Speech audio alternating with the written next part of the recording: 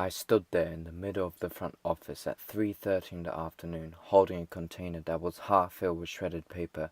The receptionist was in front of me. She clearly knew that I was hiding something. It felt like a duel of life and death. She asked, "What are you doing here?" I gulped. There was nothing that I could say that would make me innocent. Have you ever pulled a prank on someone? Don't lie, we all have. Putting a bucket of water at the top of the door, or making stupid noise and then pretending that you didn't make it. We do it because it's funny and hilarious, but most important of all, we do it so we can record it and get those sweet, sweet views. Well, to celebrate one of my friend's birthdays, he asked me to prank two of our friends, Kane and John.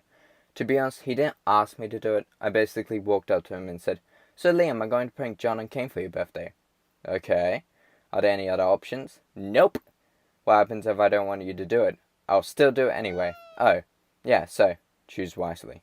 That night I figured out what my master plan would be. I would, get this, fill up their lockers with shredded paper after school. I'm a genius. There was one problem though, which was that I couldn't be bothered to cut up a bunch of paper, so I needed a shredder. I remember I once went to the front office because I had to get a band-aid for a cut I got in PE. Actually, that was an excuse because I didn't want to do push-ups. Actually, it's because I can't do push-ups. Anyway, I was waiting for the receptionist when a teacher walked in with a stack of papers. He went behind a desk and started taking each paper one by one. I heard a weird mechanical noise, so I looked and saw that he was putting it in a shredder. It was a small shredder, about as big as a school bag. I watched as he detached the bottom of the shredder and took it outside to empty it in the bin. So now that I figured out where to get my shredded paper, I still had one problem, which was that Kane had a lock on his locker that I couldn't open. And to anybody that's like, "But shouldn't John also have a lock?" Well, here's the thing. John doesn't care if his schoolwork gets stolen. "I swear, miss, I did all my homework, but someone stole it." That's the dumbest excuse I've ever heard. Is it though? Okay, but why don't you just get a lock? "Miss, I'm poor as." "Don't you live in a double-story house? Why are you suddenly so interested in my life?" Don't worry, dear viewer, because I had a solution to this Kane problem. The next day I went to school, early. I did this on purpose because I knew that neither John or Kane would be there. But I knew someone else would be there, and that was one of my good friends, Jeff. I remember one morning I was talking to my good buddy, Jeff. Jeff, for some reason, would always go to school very early, like 45 minutes before it started. He is a very paranoid person. Anyway, we were both chatting about robberies and what was the most efficient way to do it. You know, normal middle school banter, and he suddenly said, "Hey, do you know that I can pick a lock?" Let me quickly clarify when he says pick a lock. He meant those ones that you have to enter a 4-digit code, you know, like a bike lock. Well, I asked him to prove it, so Jeff goes up to one of the locks and puts his ear against it, and I kid you not, he frickin' cracks it. Just from this interaction alone, I know Jeff is going to be a master criminal. Tonight's story, the notorious criminal known as Jeff the Jester has stolen $3.3 trillion from the US bank, plunging the country into economic collapse. That's my boy! So back to the morning of the prank. I get to school early and find Jeff there, as usual, and ask him to crack Kane's lock. Jeff does it with no problem. I quickly write down his code, 1, 2, 3, 4. For the next 6.5 hours, I am doing nothing but thinking of the plan. It was intense. Finally, school finishes and I go straight to the front office. I enter through the back door and carefully listen to the receptionist. "Yes, a child's gone missing. I know. This is bad. We can just cover it up like usual. Hang on, I need to go somewhere private." She leaves and I take my opportunity. I go behind a desk and quickly unclip the bottom of the shredder. Full. Jackpot. I run out of the office, making sure I don't get spotted. Dun, dun, dun, dun, dun, dun, dun, dun, dun, dun, dun, dun, dun. Dun, dun, dun, na na na, na na na. What a weird child. I make it to the lockers and unlock Kane's lock, 1, 2, 3, 4, and open both of them. Happy birthday, Liam. I put a decent amount in both, but not the whole thing. I'm not a monster after all.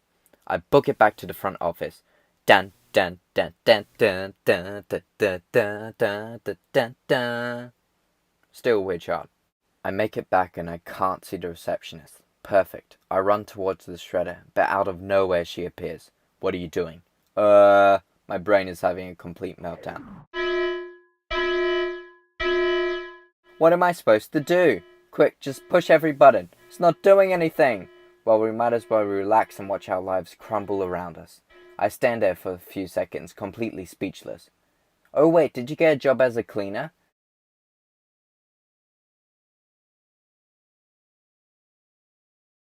What the fuck? I remember I was walking out of my school. It was late, so most of the kids were gone, and I saw one of my friends, Abraham, digging around in one of the rubbish bins. What are you doing? Oh, I'm just emptying out the garbage. Abraham, buddy, the janitor does that. No, I'm getting paid. Really? Yeah. Wow, that's nice. Yeah, so my school does this thing where they would employ students to empty bins, clean the desk, vacuum the floors, yada yada yada. They did it so that the students can have a work experience, but I'm pretty sure it's just cheap labor. So basically, the receptionist thought I was working for the school. Yeah. They wanted me to empty out all the shredded paper for my first day. Oh, cool. Well, I won't interrupt you. She sat back at her desk and went back to doing work. I don't know how she believed me since number one, the container was still half full of shredded paper, so I clearly didn't empty it. And number two, why would I start my first day on a Wednesday? Nevertheless, I put the container back and went back home. I go to school with a skip in my step and a grin on my lips because I knew exactly what was going to happen. I turn a corner and see John opening his locker, and as soon as he does, he sees his locker, full of shredded paper, looks at Liam, and Liam, I assume, explained what I did, and then John turned around, looked me dead in the eye, and started running at me at full speed. John, I know you're not really going to attack me. I'm gonna kill you! I ran away from the psychopath and managed to hide in one of the bathroom stalls. You can't hide in there forever. Yes, I can. I've got access to clean water. Oh, crap. We eventually reconcile, mostly because we were both so out of breath from that run, and returned to the lockers. Kane, who was much more calm than John, took all the papers from his locker and shoved it into another one. It belonged to one of our classmates. I'll call him Raymond. Well, Kane managed to put all the shredded paper from his locker into Raymond's locker. It was actually impressive. He left no paper behind. So Raymond gets to his locker shortly after, sees that his locker is full of shredded paper, and like a dog, hurdles it all out. I don't know what he was thinking, but shredded paper was flying everywhere. It looked like it was snowing. A teacher, of course, had to stop everything and asked, "Who did this?" And like the noble and kind person that I am, I said it was Liam. Actually, I said it was me. So he told me I had to clean everything up and gave me a broom and went on his merry way. It didn't occur to me how much paper I put in the lockers until I had to clean it up. It took me like half an hour to do. After I finished, I asked Liam if he liked his prank present, and he said he did. Then we never talked about it again.